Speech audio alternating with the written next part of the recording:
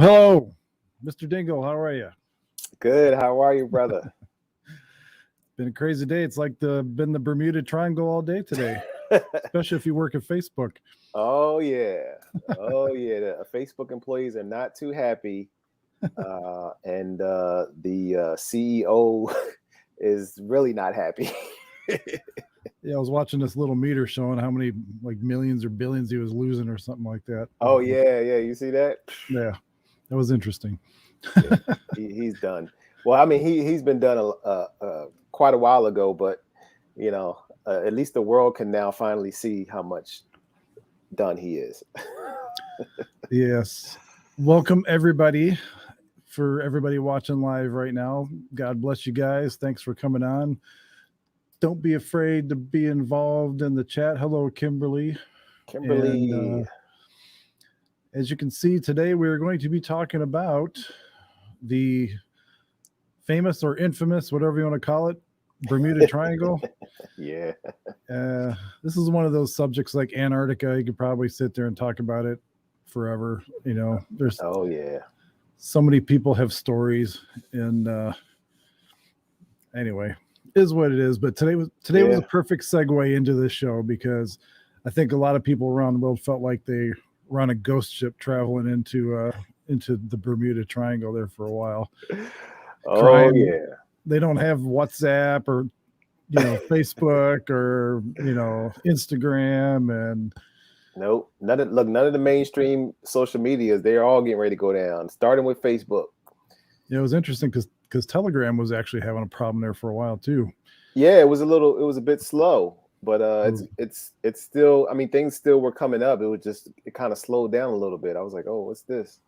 But yeah, it's unprecedented times, I'll tell you, because I don't know if people realize how significant what happened today was, because not only did they just go down, they literally didn't exist for several hours. Like, exactly. If people understand how the internet works, you have what's called a domain name server, and every website has a DNS server assigned to it. So when you get on your device or your computer or whatever, and you type in Facebook or whatever website you're going to, that DNS information tells your system where to go. Here's Right. where this website is. Go there. Well, those DNS numbers were gone. Right. They were They were completely gone. gone. I think it they was weren't up for even. sale or something, wasn't it? Yeah, there was a site. If you went to go check on the domain facebook.com, Yeah. it said it was for sale. Crazy. And I really feel bad, and I kind of been saying this for a while, that if the resident ever got into office, one of the things to watch out for would be Taiwan. And I have a feeling, in addition to the Durham stuff that's going on, and I mean, China just sent like 38 planes and ships to Taiwan the other day, and yesterday or this morning, 50 some or whatever. And the Taiwanese military, I think, has already accepted the fact that they're at war with China. So pretty much pray for those people in Taiwan. They don't deserve it. And kind of knew this was coming. But anywho, welcome all. Hello, Natalie. Well, she's got and Margot Martian. I like that name. Nice. Perfect for the channel. Like that. Margot Martian. Yeah. Might have to have you as like an alternate ego or something. But oh yeah. So, Mr. Joe, Man. What do you think about the Bermuda Triangle? What do we got going on with that bad boy? Man, well, interestingly enough, if I should say, my wife's uncle was actually caught up in the Bermuda Triangle and got lost there. Oh, geez. And when that was one of the stories that I remember my wife kind of sharing with me after we kind of, got together and, and being married. And I was like, what, really? She said, yeah, my uncle was lost in Bermuda Triangle. He was in the military, and I believe he was a pilot as well. And did he come back, or is he like lost? He's lost. They still to this day, he hasn't come back, And of course, I mean, you hear the same stories, when the History Channel has its, specials about it, and they're always talking about it. I mean, you hear about so many people getting lost there. And I don't think there has been anybody who has been to the Bermuda Triangle and has returned. If I'm not mistaken, I haven't heard of anybody who has returned. Of course, if they have, then, they're probably keeping them quiet, whoever has There's come a back. few. I've got a video of a guy that was flying a plane in 1970 that went through a time loop, time warp, whatever you want to call it. Electric mist, as they called it, whatever it is. We'll get to that eventually. That's what I was thinking of when I think about a Bermuda Triangle. I was thinking about that. Is there some kind of contrast between time zones or dimensions? Is that like maybe a crossroads to another dimension or anything? Because I mean, at this point, nobody's really. I think the Bermuda Triangle is starting to make more sense because we're seeing on the other side, in different other areas of, we talk about aliens, we're talking about all the sightings and all these different things, and Nephilim and all these things that are going on. I mean, the Bermuda Triangle almost begins to sound normal nowadays. Right. You know what I mean? It's like, well, this sounds just like the whole alien thing. And I mean, and the Pentagon and the media has came out, to say that, yeah, we do have evidence of alien activity, and they're showing footage on the news now and all those things. Now you talk about Bermuda Triangle, why not come out there? I think there's going to be a lot of stuff that's going to be exposed more about Bermuda Triangle nowadays as well. Yeah. Now we think about it. This just, I don't know what everybody thinks, but a lot of people have opinions about the Bermuda Triangle. They may not have studied it or whatever.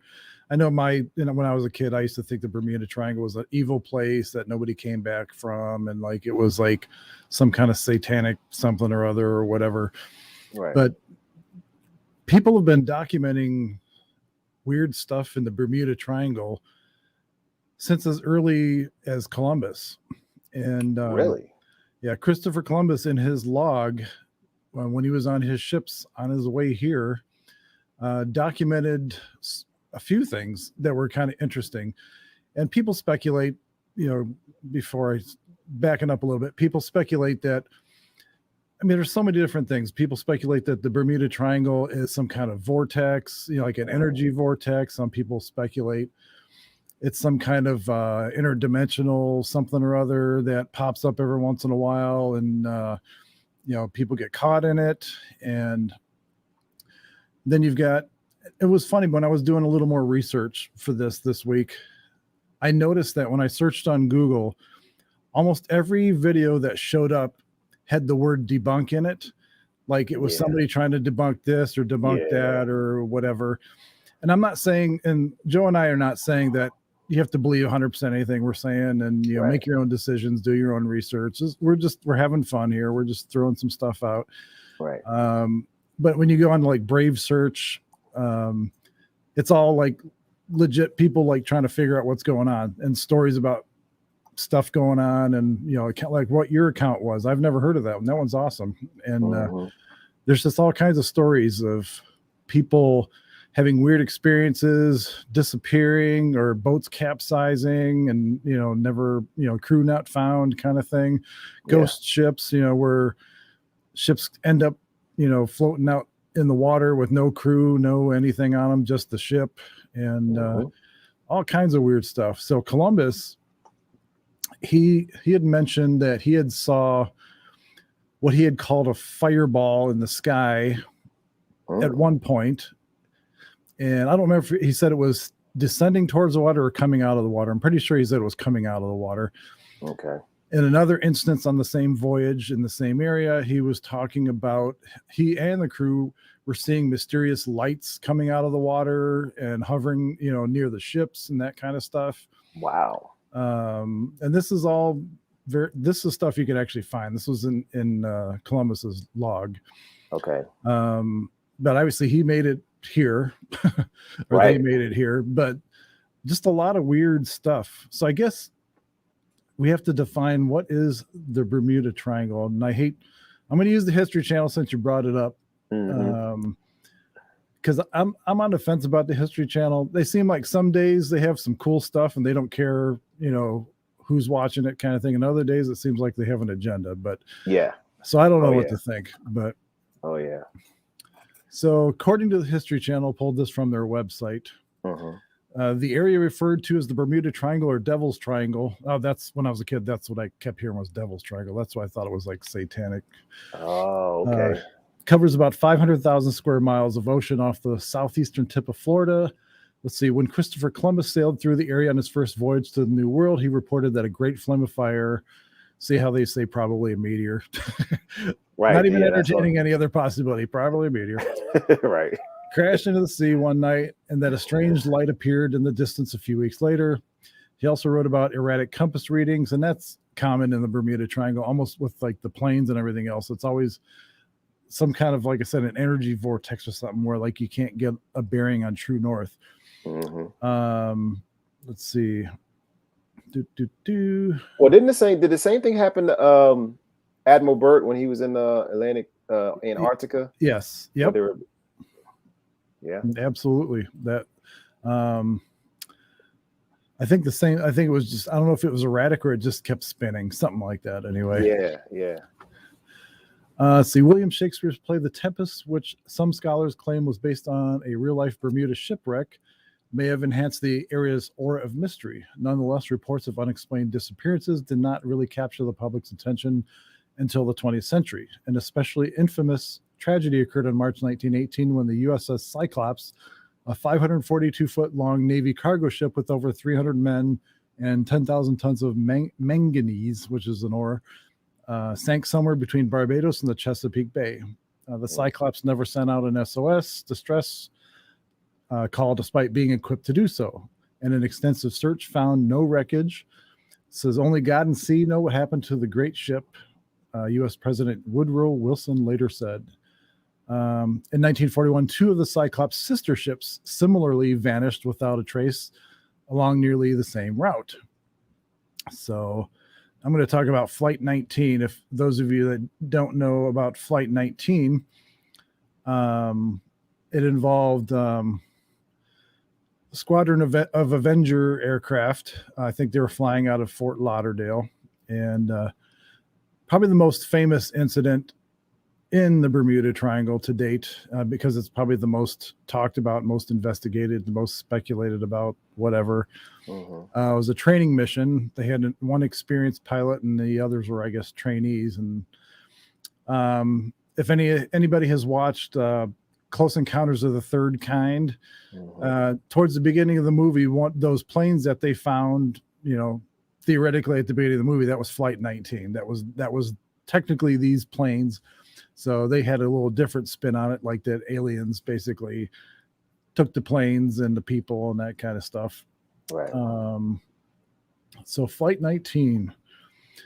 These were the gentlemen, the squadron that was involved in Flight 19. It says on December 5th, 1945, a squadron of 5 TBM Avenger airplanes with 14 men from the Naval Air Station Fort Lauderdale vanished in the Bermuda Triangle. A massive search and rescue ensued.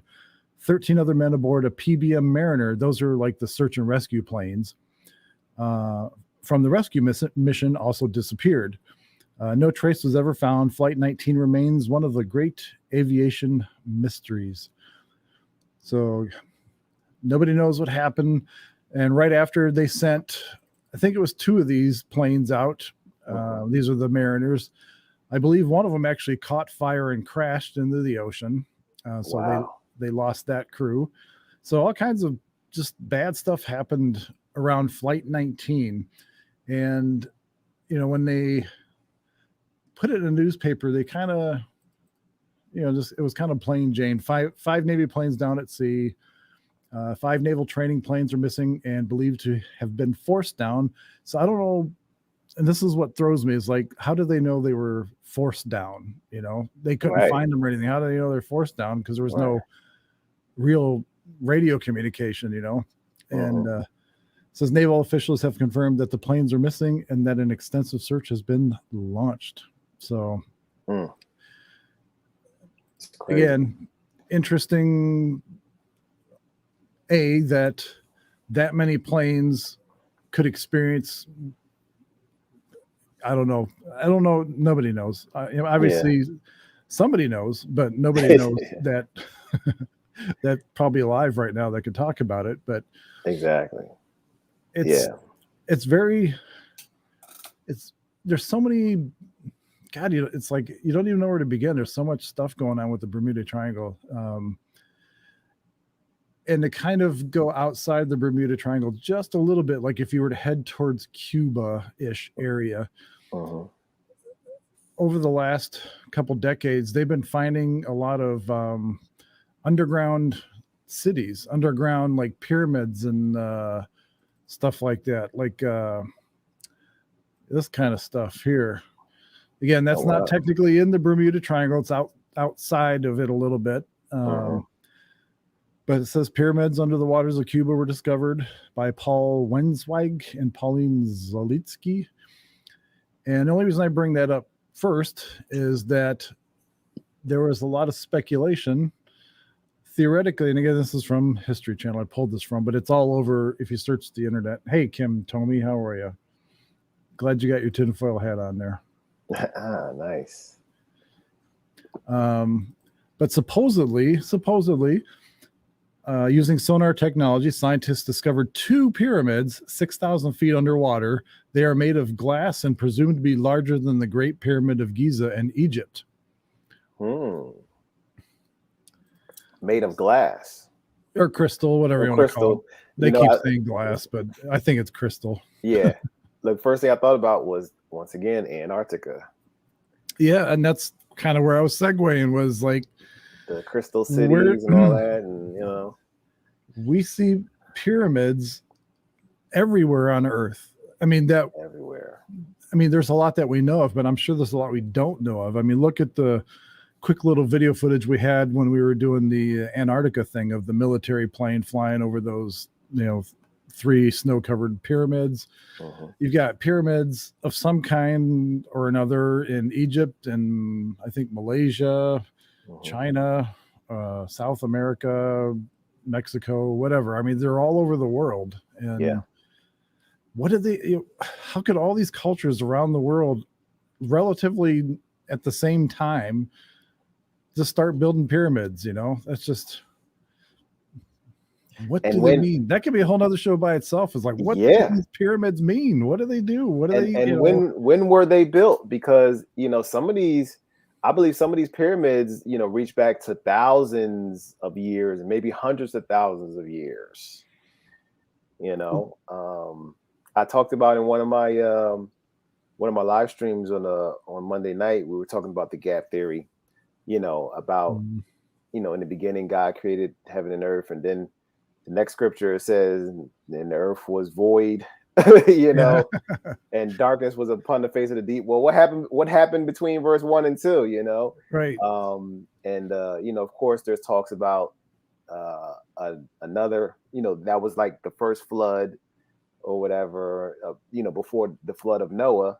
There were other floods, and floods were based on judgment. God used floods to judge the earth. And so just like you showing that picture of looks like an underwater city, some of these cities could have been a part of that world before Adam. Yeah. You never know. And so it's just like, it makes you think like, wow, like this is extraordinary. Yeah, because even we don't like truly know like God's time frame. Like time doesn't exist for God. So Right. even though the Bible says days and this and that, we know they don't really mean days. Right. I mean, like our kind of days, they're CC, hello. But if you think about it, that void you're talking about, like between the chapters or whatever, I mean, I'd say about half of the pyramids that are known to exist are underwater. And wow. So what do these people in these cities, because these were advanced cultures, these weren't like, log toting, rock throwing people. I mean, these people had mathematics, they had astronomy, they had they were pretty advanced. And especially in South America, like Peru, there, even with modern technology, we couldn't build some of the structures that they've built down there. And you think about the Nephilim and that kind of stuff, the giants. Because people always say, well, how did they do it, or why did they do it? If it was so hard, why did they do it? Well, maybe it wasn't hard for them. Yeah, that's why they did it. That wasn't hard for them. What if you had a race of all these giants that were going around just toting boulders, these big giant rocks on their shoulders, and just throwing them up and building pyramids? And well, they knew how to defy. Maybe there were some beings that knew how to defy the laws of physics and gravity, and just and you think about it too, people always speculate about different lost cities and that kind of stuff, and the most notable one being Atlantis. It's also been rumored or speculated, well, maybe part of Atlantis is in the Atlantic Ocean. Maybe part of Atlantis was sank off the coast of what is now North America, and that's part of the Bermuda Triangle. People having problems because there's still advanced technology there, and there's still things to give problems to anybody that has any kind of electronic devices and that kind of stuff. And so, I mean, there's all kinds of stuff that you could sit there all day long and just speculate about. And but biblically speaking, I mean, when you think about the Great Flood, I mean, look at all the places that are being discovered underwater right now. Yes, that weren't underwater before. And if they were, that's a whole nother subject. But I don't think they were always underwater. And doesn't water make up the majority of the planet?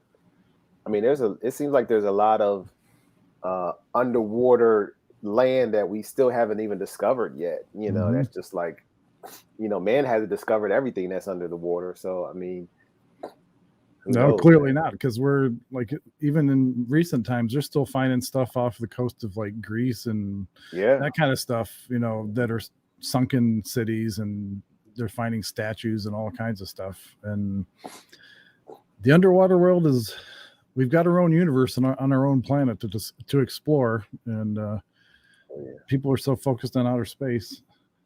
What is this? CC. I told a cruise to Bermuda. Hold on a second. The Martian's got a Margot. I've heard in the documentaries that some of the stone in these pyramid structures are cut more precise than machines today are even capable of. Yeah, actually, they're especially. I can't remember the name of the. He was an engineer, and he kind of went out to Egypt. I'll just use Egypt as an example. He was a total skeptic about ancient Egypt and stuff like that. And he went out there to disprove, the accuracy or the straightness and that kind of stuff of some of these stones. And he ended up spending the rest of his adult life there because he just found out that they were so precise that you couldn't see light through them. Like you couldn't put a piece of paper or anything through them. And he basically came to the conclusion there's no way, even with today's technology, there's no way that this could have been done naturally or with stone tools or whatever they would have had at the time. Yeah, kind of like melted. This looks like they kind of melted the stone together or something like that, maybe. The ones that's the ones in South America, like in Peru, those structures way up in the mountains. I mean, these are like thousands of feet in the mountains with no real way to get any of that material up to those areas, let alone to be able to manipulate it, form it, and put it in place. And like you said, it looks in that particular area, it looks like they were superheated, melted, and formed into place.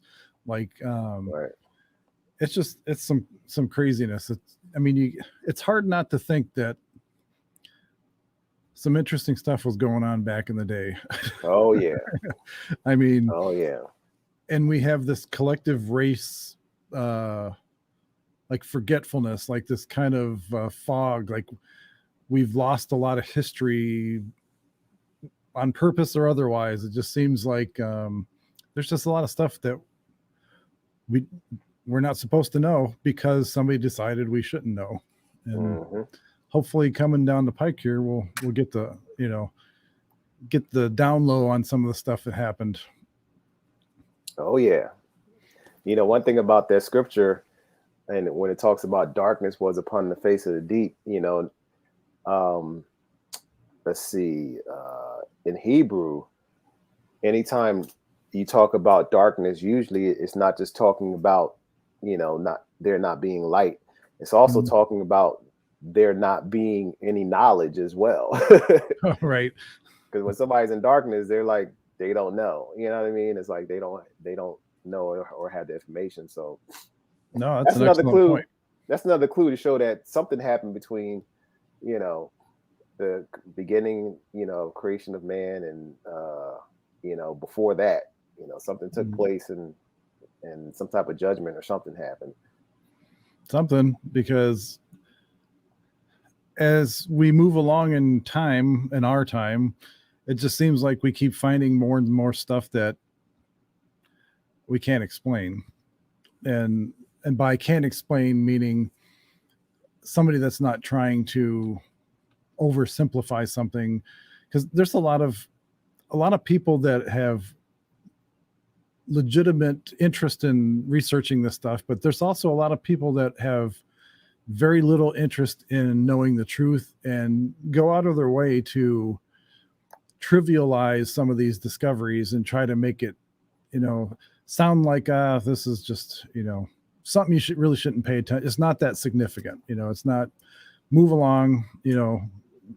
Let the real scientists do the work, and you guys go back to your jobs and do whatever. It just seems like there's two schools of people that it really bugs me that people try to, that don't have an open mind. Like there's even, like, you would think if you're an academic and you're a scientist or a so-called scientist or whatever, you would have more of an open mind to things, regardless of what your beliefs are. You would still have some kind of an open mind. Yeah.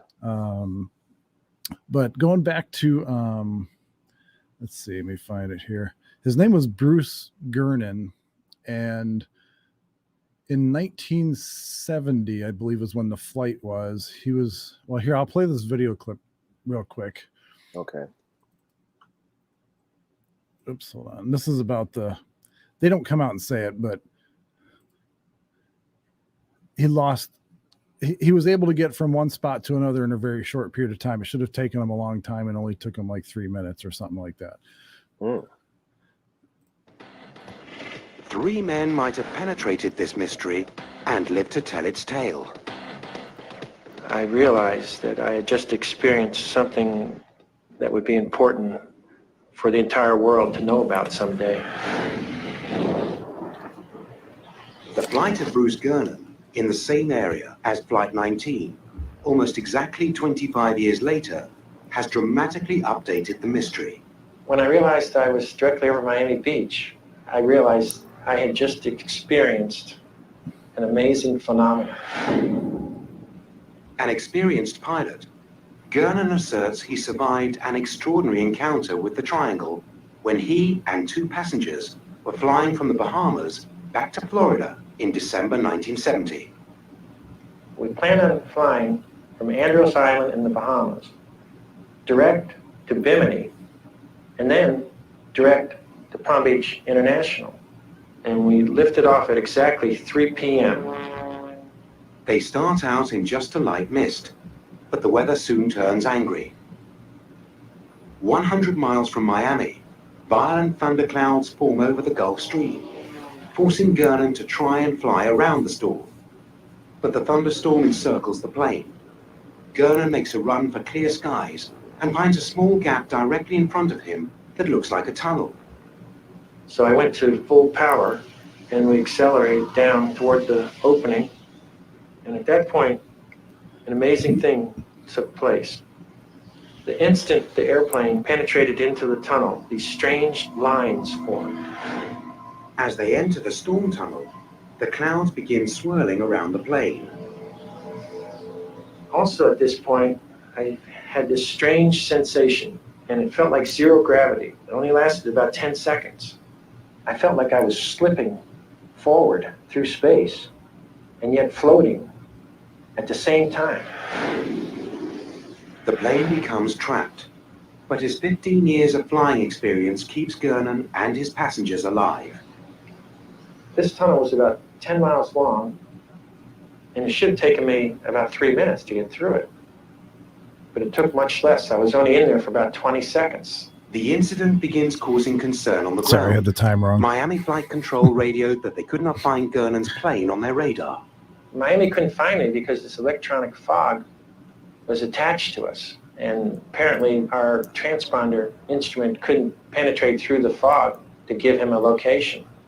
And then I realized that the navigational instruments were all malfunctioning. But it was very unusual.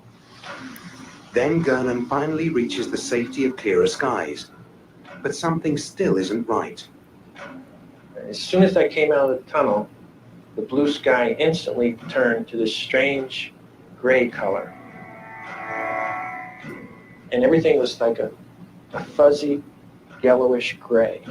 As the fog that enveloped his plane gradually dissipates, Gernon receives word over the radio.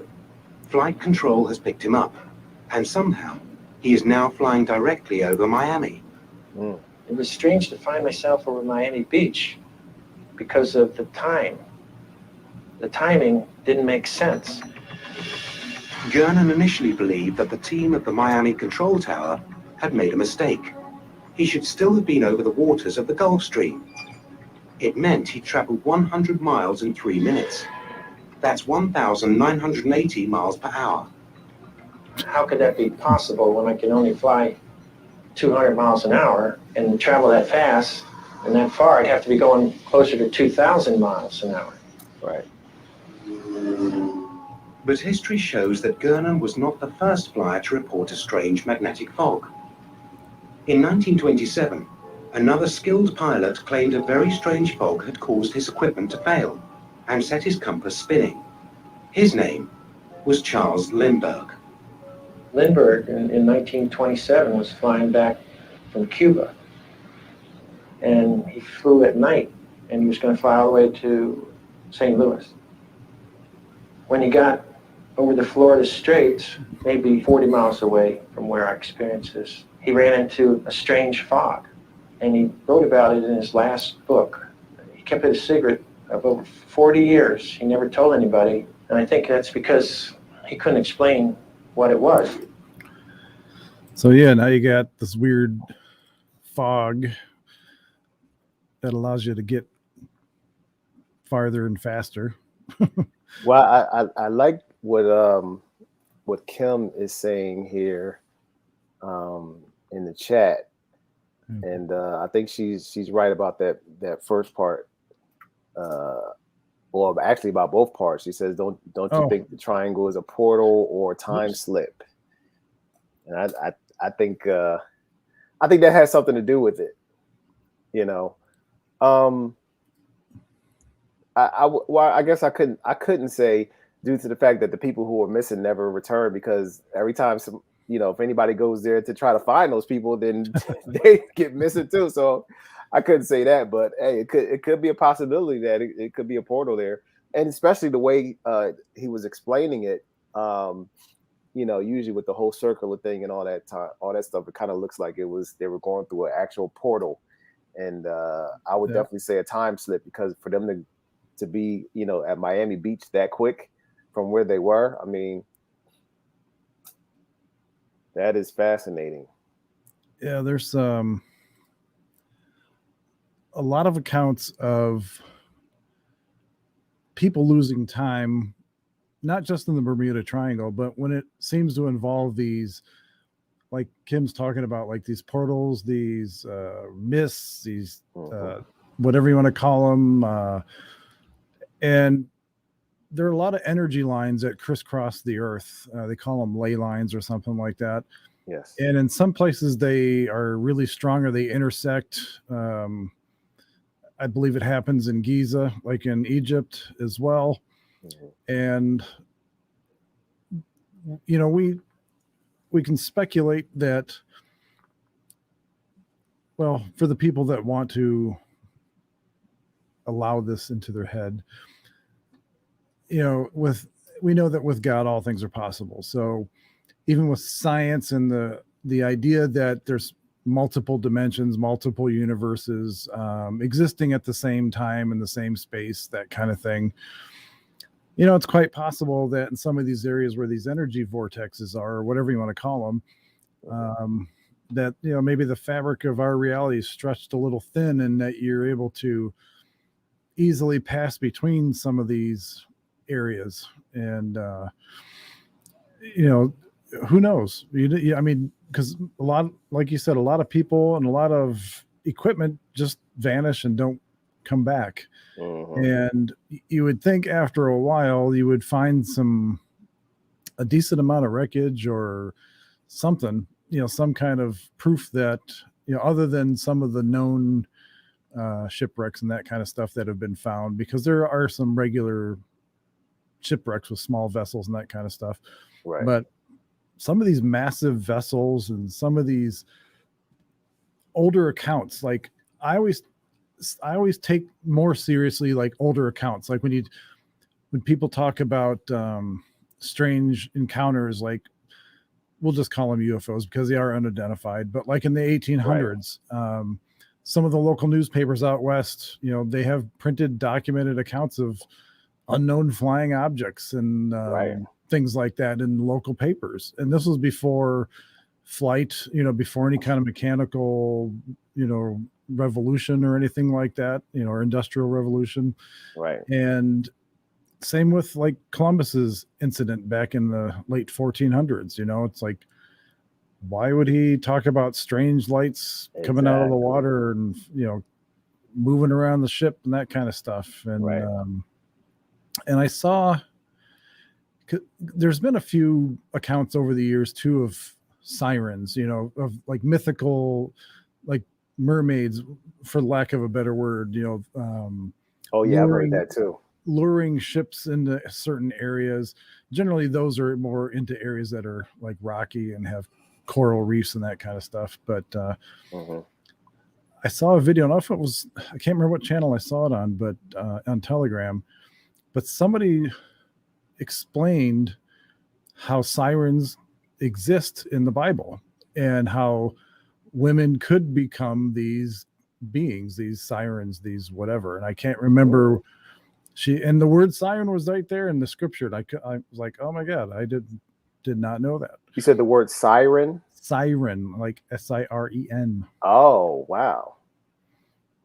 It was, gosh, hold on a sec. It makes me. Because I just searched the word siren, but it didn't come up. Maybe Hold on a sec. I'll find it. It was in a video. Okay. Hold on a second here. Sorry, folks. This is kind of intriguing. I don't know why I brought it up, but it's like. No, this is. I just remember seeing it yesterday. And what's it was in a video you saw, you said, right? Yeah, it was a woman, like she was explaining like mermaids or something, how crap. Anyway, I'll put a link to it if I find the video. Yeah, that's interesting. After we're done. Check that out. And it was just an interesting thing. Maybe she didn't use the word siren. Anyway, it was. I mean, because you got to understand too, in the biblical days, and this is one of the things we got to be, and I'm talking to people in the church, and we got to understand the biblical days. There were some things, some supernatural, mystical things that were going on, and there were also some supernatural, mystical people that were in the Bible. I mean, when you talk about angels, I mean, angels, shining like brighter than the sun, and all these other things. So there were some things that were going on. So you can't put it past if it is a fact that there were mermaids in that day or different other beings, because we're talking about in the ancient Bible days. So there were a lot of things that were going on. So I definitely could possibly believe that, based on some of the stuff that was going on back then. Yeah, she was referring, I think, to the whole process of the fallen angels, the Nephilim, wanting to have wives, like humans do, and this was part of the punishment kind of thing. And I can't remember how it was related to it, but it made sense. The way she explained it made sense. Yeah, and you got to say too, there was a lot of genetic manipulation in the days of Noah too. Yes. Because there were fallen angels in that time that had authority to do some of these things that they were doing, that even though they were bad, they had authority to do it because of course Jesus hadn't come yet to give that authority back to mankind. So they were able to do some evil stuff because they had authority to do it. And I talk a little bit more about how they got that authority when I talk about my Discovering God's Kingdom series. We talked about that in the past of what actually happened. But there was some genetic, just like what's going on now. That listen, there's nothing new under the sun, the Bible says. So they're just doing it in a different way, and they're covering a lot of this stuff up, but yeah, there's a lot of unknown stuff. And let's see, what does CC say here? It says all of St. Jerome, who produced the Latin Vulgate version of the Bible, used the word sirens to translate Hebrew tandem jackals in Isaiah 13:22. Well, okay. Interesting. And look, it says hyenas will cry in its low towers and jackals in the pleasant palaces. It's time to close at hand, and its days will not be prolonged. And that's the English Standard Version. So I wonder if that word cry actually means a siren or something. It could be.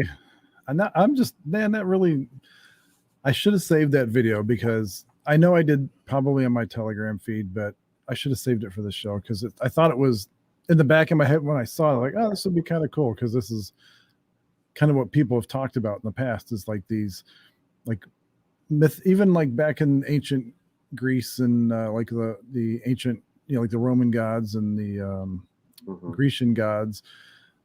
One of the big baddies back in those times were the sirens. They were very infamous for being beautiful, but also their song was deadly because it would lure the ships onto the rocks and that kind of stuff. And so it's, it's I'm with you. I think anything's possible, especially when you're dealing with Nephilim and others and fallen angels, and you got some pretty shady characters that are pretty powerful, that can do some, especially if they just wanted to have some if they got bored. And that's apparently what they did, was they got bored and they just started doing just all this weird stuff, and starting with wanting to have wives, human wives, like everybody else. And it's like, you think about what would, if you were that kind of a being, what would make you want a human wife? What would make you, I mean, were you lonely? I mean, were you bored? Something's going on there. Well, you got to understand too, it was a part of their whole being like God as a creator. All right. And even as a ruler, because, in the beginning, God said, let us make man in our image and in our likeness, and let them have dominion over the earth. He gave mankind, we're the only species that he has given dominion over this earth. Mm-hmm. So of course, these fallen angels and Lucifer, Satan, he now is, he wants that rulership. He wants that dominion, because he wants the earth. He was here, he's probably looking at it, look, I was here first, because Satan was here before mankind was here, because he was kicked out of heaven. Right. So he's like, well, who's this mankind? Who's this species? This image of God coming here, And so, of course, he knew he can't beat God. He knows he can't duplicate God,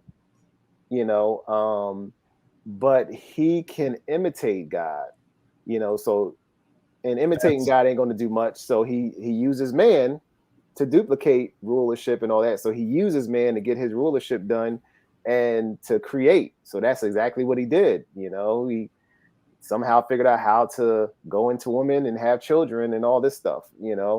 And so that's his whole idea. That's his whole plan. It's just trying to be like God, CC, thank you. You nailed it. It was in the Book of Enoch. That's why I couldn't find it.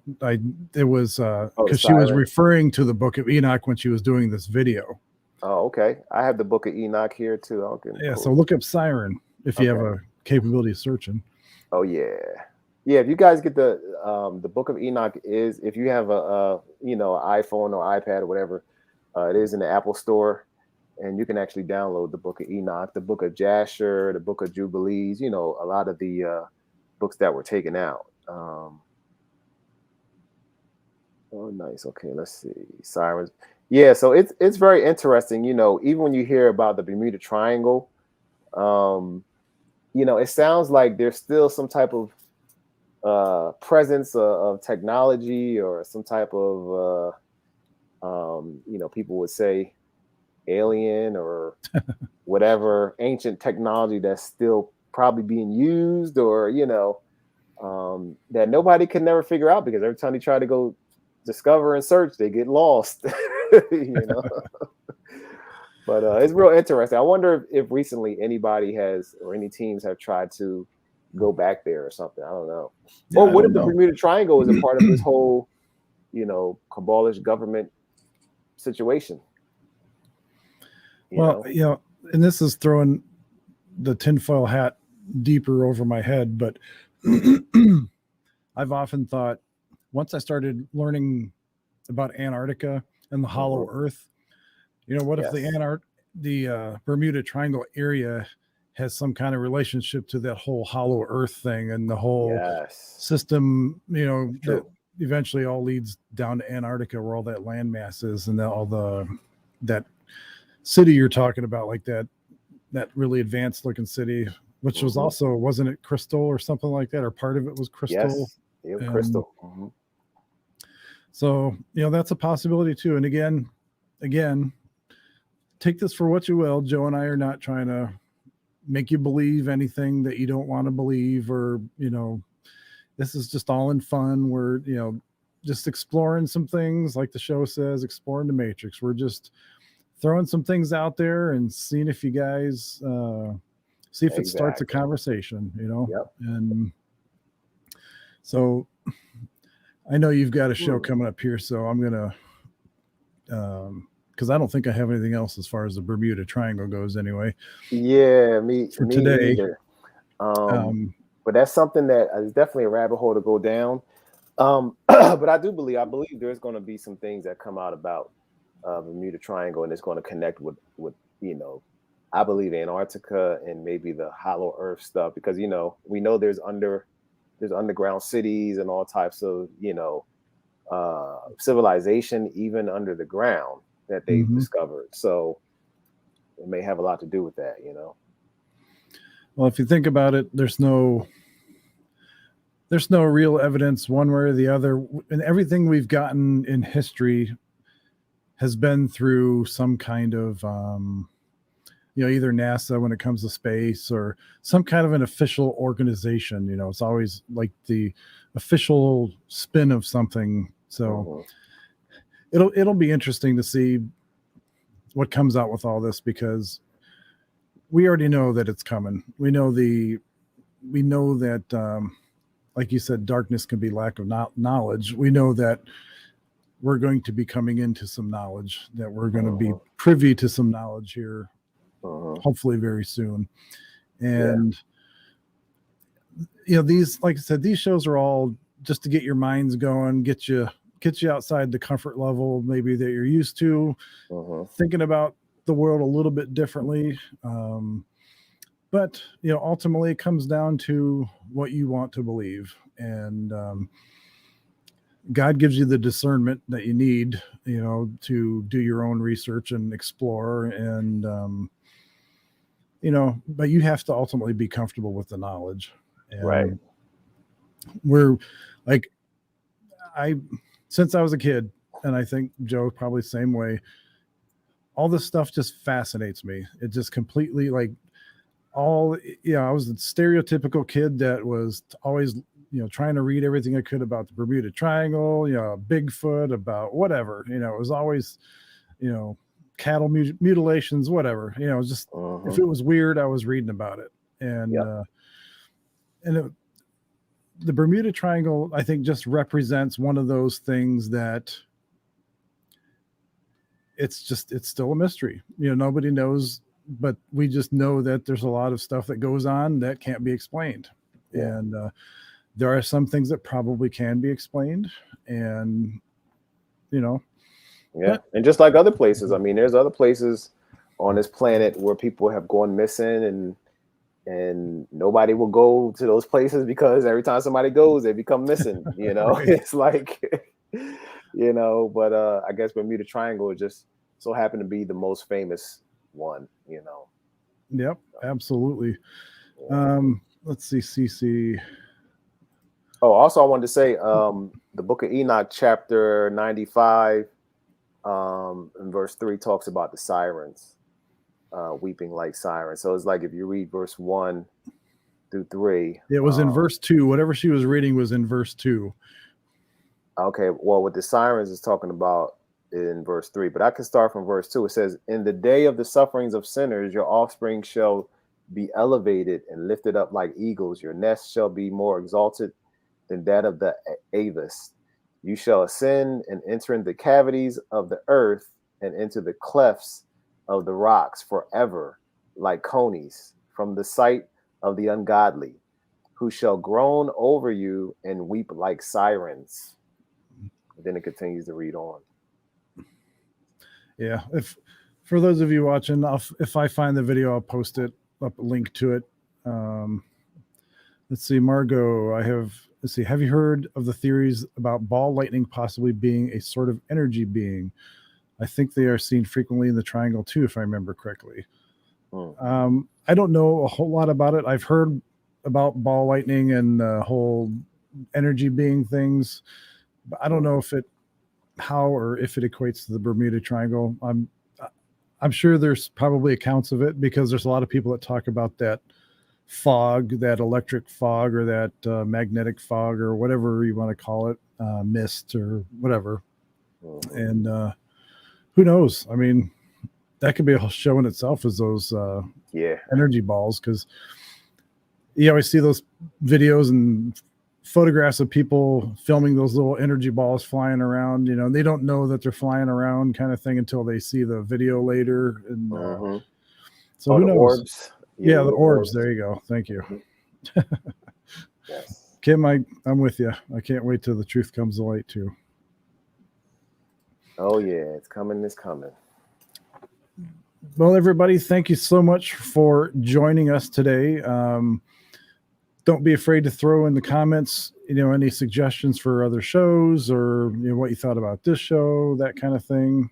We're always open. We want feedback. We want participation. You know, it's the whole idea of the show is we want to eventually get to the point where we don't have to show a whole lot of stuff on screen share. We can just chat with the people in the chat because there's enough going on that we don't have to, you know. So, but let's see. We're probably going to stick to this every other week schedule. So not this coming Monday, but the following Monday, there'll be another episode. And at some point, we're probably going to do a Bigfoot episode. And I'm just telling you ahead of time that that's probably going to be a multi-parter. Yes. And yes, it is. And the reason I'm bringing it up now is anybody out there, spread the word that has had personal experiences or know people that have had personal experiences, or, you know, send them in and we'll put them on the show. We'll include all that stuff. So yeah, that would be good to have somebody on to talk about their experience with that, you know. Yeah. And I want people to participate, you know. If you got an experience, bring it. Yeah. We'll get you on here. Oh yeah. Well, Joe, my friend, it's been a great show. Yes. And I know you got a show to get to. So everybody in the audience, thank you so much. God bless you. And we will see you on the flip side. Yes. Have a great evening, everybody. Good night. Good night.